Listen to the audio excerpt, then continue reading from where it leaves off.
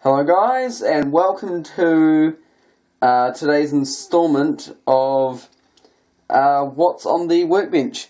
So, got a few things to get through today. Haven't done one of these videos in a while. Sorry if I haven't really been uploading recently. I've been sort of a bit caught up with, school and all that. But, thought I'd take the time to make this video because I have still been slowly working away at things in the background, and I thought it was about time to let you guys in on it. So, this is mainly going to actually be about rolling stock, this episode. Something a bit different, because so far it's mainly been about more infrastructure. But today's video is going to be more rolling stock orientated, as you can probably see. So we'll jump straight in. And the first thing on my workbench is this. This was actually the original Foxwood Station building. You'll all recognise it as being one of those old cheapo Hornby buildings. But what I've done is I've taken all the stickers off except for on the chimneys, haven't done those yet. And I've made a start on painting up the doors in lightstone and darkstone. And the end valance, I think it's called. So what the idea is for that is I'm going to get some edging stones from Wills and do the clay technique that a lot of people are doing these days, and work with that. Just see if I can make it look any better. Might as well. I mean, it was just sitting there and I thought it would be a fun wee thing to do if I ever get bored one day, which, to be honest, with the amount I've got on my plate at the moment with getting Redfin done, I don't think it's likely, but something to just to have there in case I ever do find myself looking for things to do. Onwards with the video. Right, so the next thing is this siphon van. It hasn't had any work, it's just one that I've bought. It's a Dipole Siphon van. It's actually a very nice model. I might do a review on it, but I thought might as well make this a bit of a showcase as well, because there's a few things here that I just want to show you guys that I've gotten, just in case I don't end up doing a review, just so you guys can be maybe a bit more updated on my rolling stock register. So I've got this wee Dipole Siphon van. It's very nice. It's obviously got GW written on it. Pretty much all moulded detail, but nonetheless, a very nice wee item to have. Relatively heavy, obviously very smooth.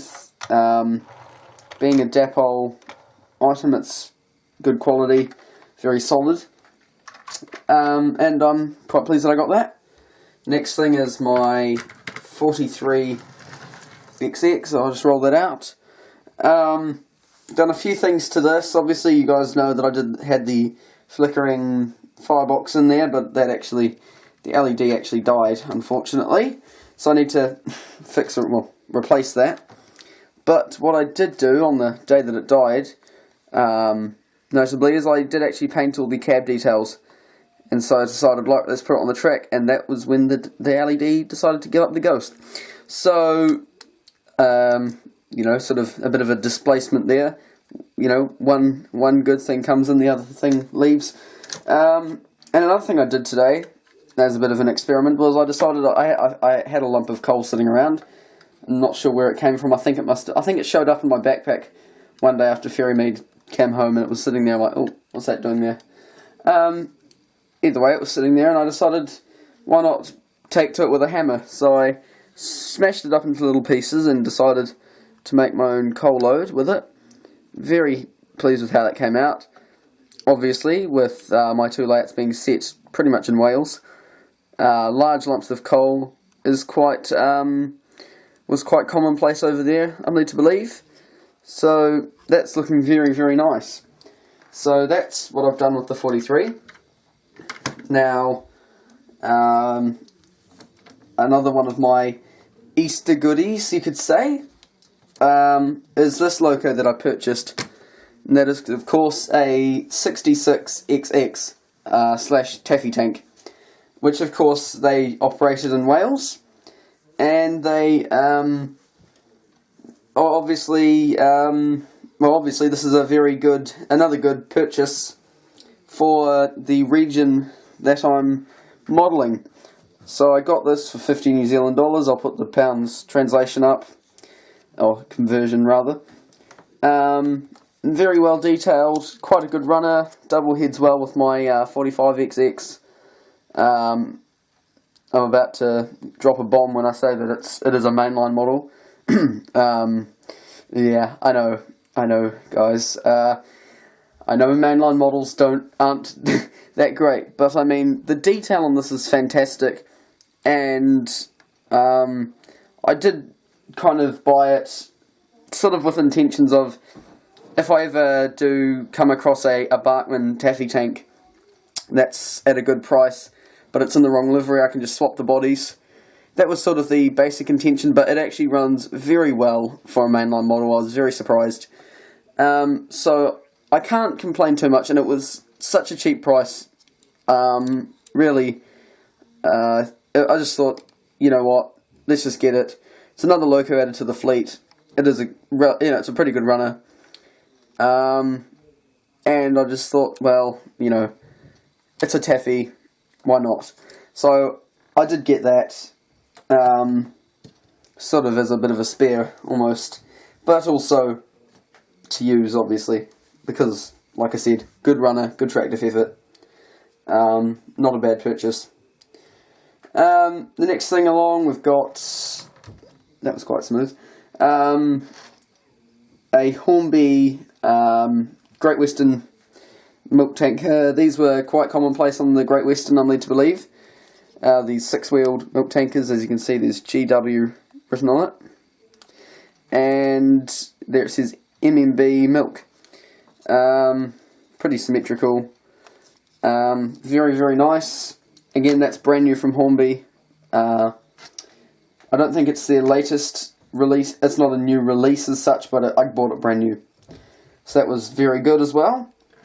Also got this, which was another, well, this is a box van, obviously. Or just a van. Again, got GW written on it. Have given it a very slight weather, just a very light wash over it, just to highlight a lot of the details on it. Very basic. I think this was an Airfix one from memory, but I can't really remember. Might say on the bottom. A Lima one, sorry. So this is a Lima box fan. So that was quite nice. That'll just look good in a train. Mainly just got it because it had GW written on it, if I'm honest. But and it was cheap as well. I can't remember how much I paid for it at the time, but it was relatively cheap. Next thing, well, basically, sorry, I need to explain this a bit better. There's a model train shop in Christchurch, and the guy who ran it sadly passed away last year. But obviously all his stuff that didn't get sold was never sold until now, where they've sort of, another guy who I take it was a good friend of his has stepped in and selling off all the stuff that was in the shop, awaiting to be sold. So I've basically gone in and bought a whole lot of stuff, relatively cheap as well. But yeah, quite sad about that, but it does mean there are some good sales at the moment, so I'm sort of, in a way, taking the opportunity to buy up a lot of rolling stock, because it's an area I seem to be lacking in a bit more than, say, infrastructure. So I also bought this, they've got like a $10 wagon thing going at the moment, where most wagons are $10, so I bought this.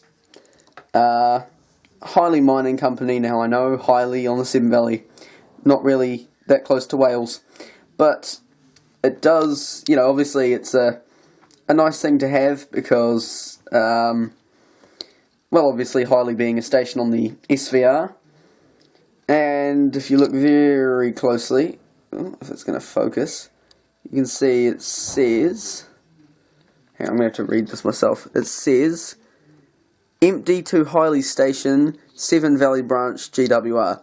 So I thought maybe this wagon could just have been a wagon that got a bit lost. But yeah, again, it has GWR written on it. Very nice wagon, good detail. This was a I think it was a Dipole one, and of course a custom coal load with a bit finer coal this time. But again, from the lump of coal that I found that showed up. So we've got that there. Then, oh, and it also has been weathered. Something I thought I should actually point out is that I have actually tried to make it a bit of a project to weather most of my wagons now. Just because that makes them look nicer. I was watching a video about Pendon the other day, Pendon Museum, and you know, all their wagons are very well weathered and all that, and it got me thinking that maybe just having a rake of, you know, private owner wagons and a few GW liveried wagons, nice and dirty, could look quite nice running around. So I made it a goal to weather up a few wagons. This is another wagon that I've weathered. This is a Bartman wagon for Abbott Coke in Birmingham. So that's again just a very few layers of quite a heavy wash, and I've done a load to look like Coke, you know, quite fine. This is just actually just dark grey ballast, very fine dark grey ballast, and it looks quite good. So that's to represent Coke. Then moving right along, second to last, we've got this other wagon that I got for $10. This is a Horny wagon, and as you can see, it has Emlyn written on it, which is obviously a very Welsh looking name, and of course it says, yep, Emlyn Colliery Limited, Swansea. And again, it has the whole, you know, return via GWR tag on it. Again, not a bad wee wagon. It's a very standard kind of Horny wagon, really. Large couplings, all that. But I thought it would be a nice one because it's got a Welsh name on it. I've weathered it quite heavily. This was actually a green colour when I got it. And now it doesn't look so green. I don't know. I can't see the camera screen that well, but it doesn't look even half as green as it was when I got it. And I think it looks a lot better now. And I have got, again, a custom coal load, which is actually drying, which is why it looks a bit shiny. So again, yeah, but that's, you know, chunkier coal this time, being from Wales, unlike Highly coal, which is from England. I was reading up that apparently, you know, Welsh coal was quite typically chunkier than English coal. So I decided I'd do that little contrast for the rivet counters out there. So that's something else I've done. And finally, final thing in the video, I also purchased this brand new from Hornby again, Shunter's wagon, again, Great Western. And this was a bit more expensive. This is $22. I'll put the translation up. The currency conversion up. And this is very, very nice. Fantastic detail. It does have Acton written on it, which I know is a suburb in London. I didn't realise it at the time when I bought it, but I just thought, oh well. In fact, I didn't even notice that when I bought it, but not too worried. I might change that one day. I don't know. But again, maybe it's just something that got a little bit lost on the Great Western network to end up at in Wales. So, yeah, very nice detail again. Not going to make it a review, but just very quickly, something I thought was interesting about this that really got me was that this actual toolbox here, I'm led to believe is actually cast metal to give the wagon a bit more weight. So that's very nice. Obviously slim tension locks, as you'd expect from something relatively recent from Hornby. And that concludes this video, I think. So I hope you've enjoyed it. I'm getting up in 15 minutes now, so I'll stop talking and leave you to your own lives. And yeah, so thanks for watching. Oh, and finally, sorry, before I forget, I'd like to make a shout out to Colm Connolly Taylor. He has a fantastic YouTube channel where he makes model railway videos. He's into the Great Western, which of course is a massive thumbs up from me. and he's done some. He's a fantastic modeler. He actually goes to the effort of actually painting his own locomotives, repainting them, a lot of kit bashing and stuff like that to improve his models. And he did a showcase video just recently showing off his 57XX, which is completely repainted and weathered, and his City of Bath, which he has converted into City of Truro and completely again repainted it and re-deckled it and everything, and it looks absolutely fantastic. So great job there, Colm. I really do think you've got a talent in the model railways sector. So yeah, go and check out his channel. And thanks very much for watching. I hope you've enjoyed this video. And yeah, we'll see you next time I make a video. Hopefully it'll be a bit sooner this time. But yes, this is what I've been doing on the workbench, and we'll see you later. Bye.